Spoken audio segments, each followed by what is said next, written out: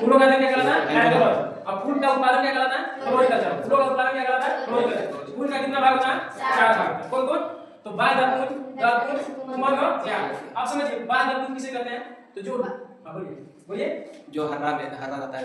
हाँ जो फूल का जो बाहरी भाग होता है जो जिसको क्या कहता है सुरक्षा देने का काम करता है जो ग्रीन वाला पार्ट होता है उसी को बोलते हैं बाह्य दलपुंज। अगर एक बाह्य दलपुंज है तो उसको क्या एक बोलेंगे बाह्य दलपुंज वही समूह है तो उसको क्या बोलते हैं बोलिए सेपला। इसको बोलते हैं सेपला। दलपुंज किसे कहते हैं जो फूल का जो पहला दाना होता है ये क्या है दलपुंज होता है। इसको क्या कहते हैं दलपुंज। लेकिन इसी का समूह अगर है उसको क्या कहते हैं नहीं पेटला। इसको क्या बोलते हैं पेटला। अब आइए पुष्पन किसको कहते हैं फूल का यानी जो पुष्प होता है उसका मेन पार्ट होता है कौन पुष्पन होता है। मेन पार्ट कौन होता है पुष्पन यानी किसको कहते हैं जो पुष्प होता है फूल के अंदर जो देखिए लंबा करके निकला हुआ रहता है उसी को क्या कहते हैं पुष्पन कहते हैं। जाग किसे कहते हैं जो यानी सारे का पुष्प का जो फीमेल पार्ट होता है उसी को जाग कहते हैं जो सबसे अंतिम छोर होता है ठीक उसको क्या कहते हैं जाग कहते हैं। अब इसके अंदर हम क्या पढ़े हैं कि उसके बाद क्या पढ़े थे पुष्पासन। पुष्पासन किसे कहते हैं तो पुष्पासन किसे कहते हैं बताइए नहीं है कुछ पता यानी फूल बोलिए हाँ फूलों का समस्त भाग यानी जिस पर निर्भर होता है उसी को क्या कहते हैं पुष्पासन कहते हैं। समझ में आया फूलों का समस्त भाग जिस पर निर्भर होता है उसे क्या कहते हैं पुष्पासन कहते हैं। उसके बाद हम लोग पढ़ रहे हैं परागकोश। परागकोश किसे कहते हैं तो जो मेल पार्ट हमारा जो उमंग के अंदर देखिएगा जो अंतिम छोर पर दाना दाना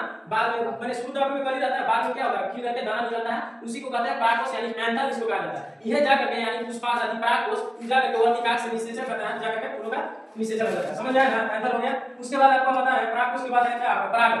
तो परागन किसे कहते हैं यानी फूलों का निषेचन होना यानी कि उसको क्या कहलाता है परागन कहलाता है। परागन कितने प्रकार के परागन दो प्रकार के एक स्वपरागन होता है परपरागन जिसको सेल्फ पॉलिनेशन बोलते हैं और क्रॉस पॉलिनेशन नहीं बोलते हैं। स्वपरागन में क्या होता है कि उसी पुष्प से उसी में निषेचन हो जाता है। परपरागन में क्या होता है क्रॉस यानी दूर से निषेचन कराया जाता है। आपसे पूछ रहे हैं कि फूलों फूल जब खिलता है उसमें क्या पाया जाता है फूलों के खिलने के लिए सबसे ज्यादा क्या जरूरत है खासतौर से जरूरत है कि नहीं। अब आपको पता है जब परागन होता है सेल्फ पॉलिनेशन सबसे अच्छा परागन क्या माना जाता है सबसे अच्छा परागन किस चीज को माना जाता है स्वपरागन परपरागन यानी क्रॉस पॉलिनेशन को सबसे अच्छा माना जाता है क्योंकि वो दूर से निषेचन होता है ठीक है। इसके अंदर फिर इसके बाद हम क्या पढ़े कुछ भी नहीं यही करना पड़ेगा। फिर हम पूछे परागन की विभिन्न विधियां परागन की कितने विधियां होता है 5 तो एक वायु पहले तो कीट द्वारा जिसे इंडोमोफिली बोलते हैं वायु द्वारा यानी एंडोमोफिली बोलते हैं फिर जल द्वारा जिसको हाइड्रोफिली बोलते हैं ऋतु द्वारा जिसे जूफिली बोलते हैं एक होता है जिसको चमगादड़ द्वारा जिसे जीरोफिली बोलते हैं। यही चीज अपन है बाकी इसको आपको बढ़िया से याद रखिएगा ठीक है।